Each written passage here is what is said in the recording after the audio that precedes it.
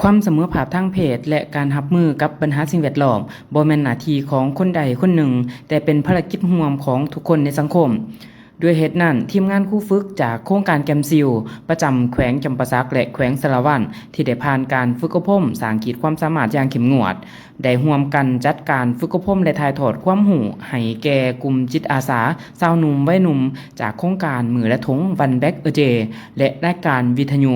เปิดใจไว้หนุ่ม Open Heart Open Wave ภายใต้หัวข้อบทบาททางเพศต่อการเปลี่ยนแปลงสภาพดินฟ้าอากาศการฝึกอบรมดังกล่าวมุ่งเน้นสร้างความเข้าใจให้ชาวหนุ่มวัยหนุ่มเห็นได้ถึงความสำคัญของความเสมอภาคทางเพศควบคู่ไปกับการรับมือกับการเปลี่ยนแปลงสภาพดินฟ้าอากาศและการคุ้มครองสิ่งแวดล้อมเนื่องในบทเรียนได้ชี้ให้เห็นว่าบ่ว่าจะเป็นเพศหญิงหรือเพศชายทุกคนล้วนแต่มีบทบาทที่สำคัญและเป็นกำลังหลักที่ขาดบ่ได้ในการปกปักรักษาทรัพยากรธรรมชาติและการพัฒนาสังคมอย่างยืนยงบรรยากาศในการเรียนรู้เป็นไปอย่างคึกคืนและเต็มไปด้วยการแลกเปลี่ยนความคิดเห็น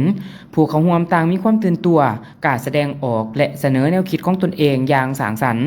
สิ่งนี้สะท้อนให้เห็นถึงศักยภาพและความมุ่งมั่นของชาวหนุ่มวัยหนุ่มที่พร้อมจะก้าวขึ้นมาเป็นผู้นำหุ่นใหม่ในการขับเคลื่อนเวียกงานด้านสิ่งแวดล้อมและการพัฒนาชุมชนของตนการร่วมมือของครูฝึกแกมซิลจาก2แขวงภาคใต้ในครั้งนี้บ่เพียงแต่เป็นการส่งต่อความรู้เท่านั้นแต่ยังเป็นการสร้างเครือข่ายวัยหนุ่มที่มีจิตสำนึกด้านสิ่งแวดล้อมส่งเสริมความเสมอภาคทางเพศและการมีส่วนร่วมของคนรุ่นใหม่ในการแก้ไขปัญหาการเปลี่ยนแปลงสภาพดินฟ้าอากาศ